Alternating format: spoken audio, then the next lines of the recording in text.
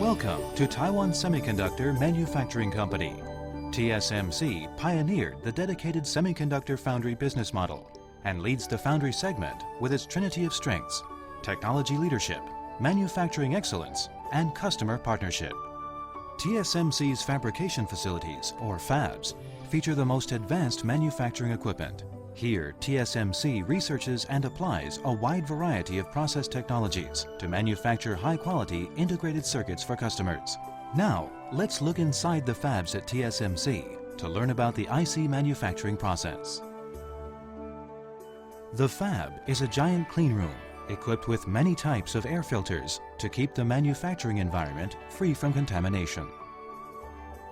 Air from the outside must pass through many types of filters to eliminate all kinds of particles in order to maintain air quality of the clean room. In addition, the temperature, humidity, electrostatic discharge, pressure, magnetic fields and vibrations in the clean room must also be controlled.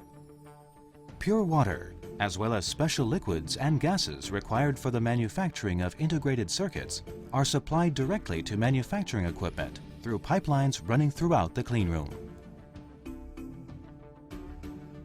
Before entering the clean room, personnel must wear clean room garments, shoes, gloves, and face masks to ensure cleanliness. After changing clothes, personnel enter the air wash room to completely remove dust and particles from their bodies, preventing suspended particles from entering the fab. An integrated circuit, or IC, is a system of electronic components and circuits miniaturized onto a silicon chip 1 centimeter square or smaller.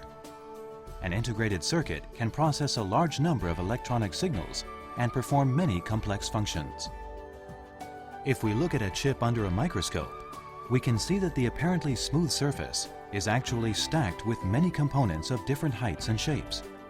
How are these components fabricated? Let's start with the raw materials used to make the IC. Silicon wafers are a type of semiconductor material and the basic raw material used in the manufacturing of ICs.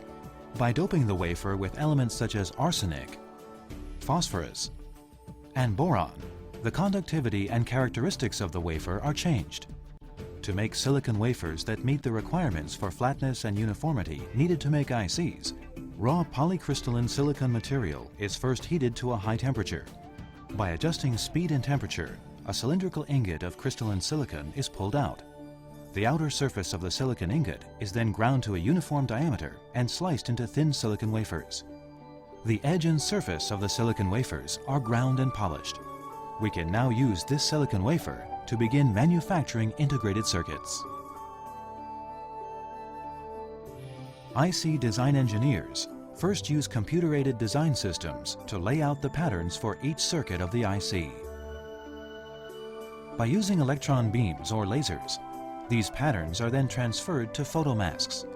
The number of photomasks required for an integrated circuit product usually depends on the complexity of the design and the process technologies. Generally, it requires at least 20 to 30 layers of photomasks, and the alignment between each layer must be very accurate. The fab for manufacturing ICs is divided into several major areas. Each area has a unique function. In the diffusion area, the silicon wafers are sent into an oven tube for thin film growth at high temperatures. The silicon wafer stays in this environment, where temperature and gas flow rate are accurately controlled for a period of time, and the surface reacts with the high temperatures and forms an insulating silicon compound film.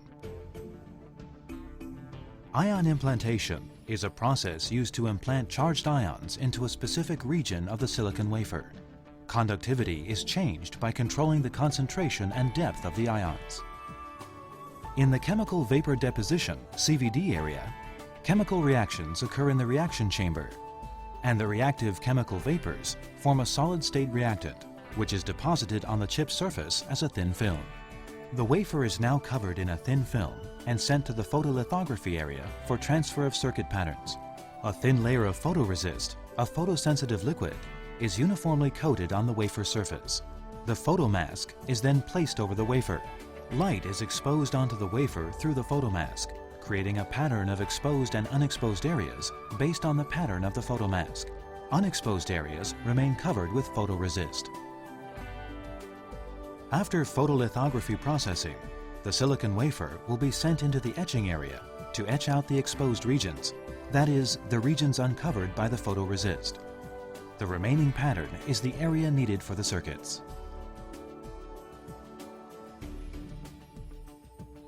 Once the wafer surface is covered with several thousand to several million electronic components, the components are connected with metal conducting wires so that they can perform their designated functions. Here, the surface-etched wafer is sputter-coated with a thin layer of metal film, processed with photolithography, and etched to remove the unnecessary parts and leave the metal wires connecting each electronic element. The chemical-mechanical polishing area uses mechanical principles and chemical reactions to effectively remove materials on the silicon wafer and make it flat in preparation for later thin film deposition. These complicated and precise processes are repeatedly performed in the fab to complete the manufacture of ICs. Each silicon wafer is made up of hundreds or even thousands of chips. Finally, these chips must pass the acceptance test.